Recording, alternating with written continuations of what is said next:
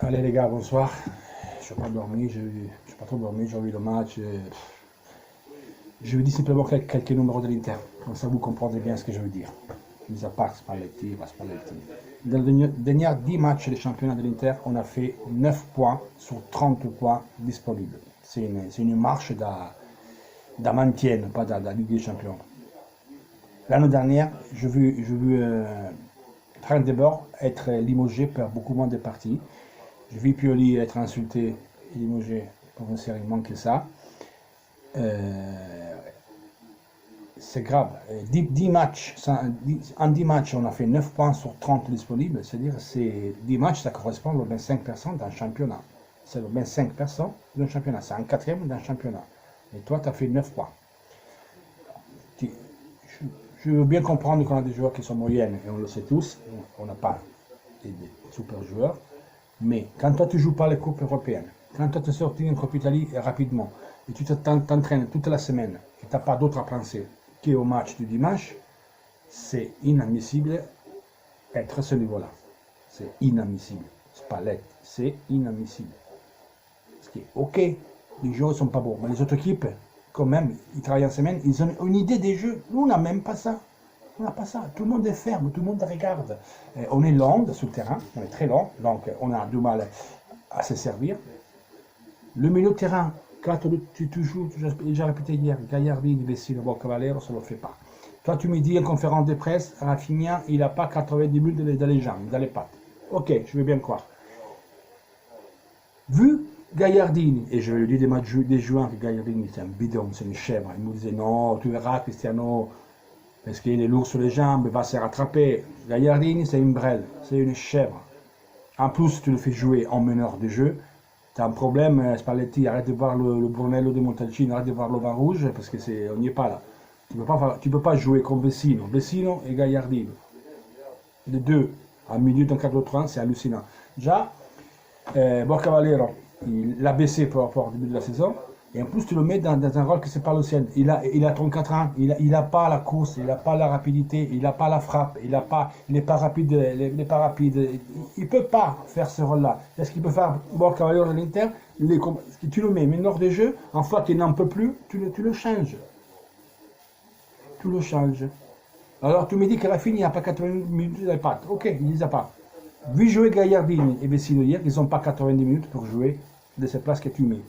Vu jouer Borcavalier, ils n'ont pas en 10, il n'a pas 90 minutes pour jouer de la place que tu as mis. Donc Rafinha il peut bien commencer le match.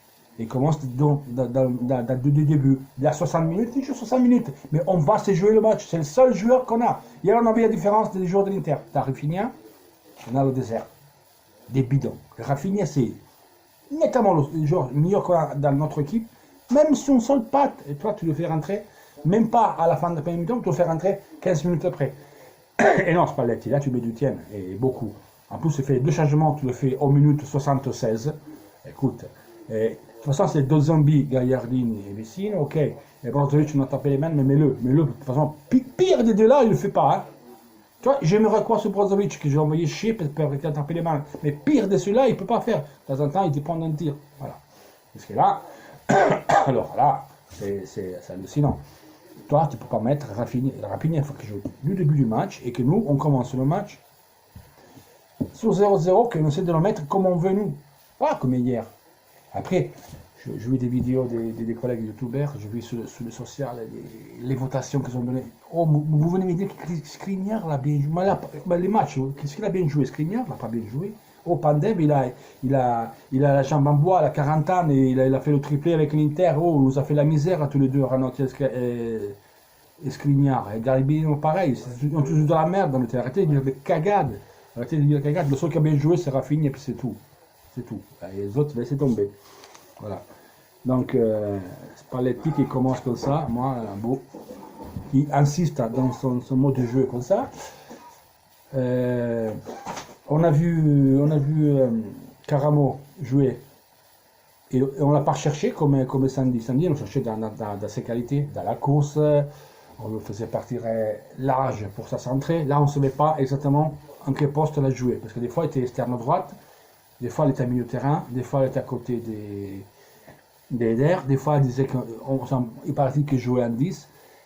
Mais quand Caramo il a joué samedi, il a joué avec Rafinha, on a dû faire des bonnes choses.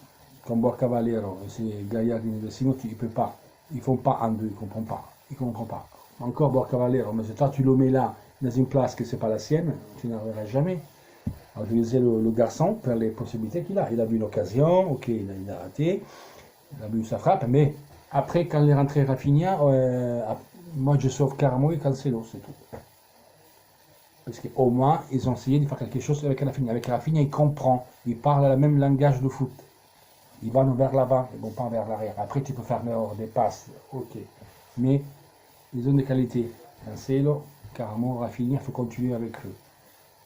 Autre chose, sur les sociales, tout le monde dit, ouais, vous avez vu, alors c'est faute d'Icardi. Mais les gars, quand Icardi, l'Inter, il fait ses caguer. Quand Perisic, on fait ses caguer quand même. Icardi, il a joué 7 matchs avant les 3 qu'il n'a pas joué. Hein. Il a joué 7, donc on a perdu 2 fois avec Icardi. Il a joué 7, on a perdu 2 fois. Il a marqué 2 buts. Si on prend la Coupe Italie, il a joué 9. Il a marqué 2 buts à 9 matchs. Donc arrêtez. C'est ce que ça va pas, c'est le méthode de jeu de Spalletti, et qu'elle est fixée sur cette chose.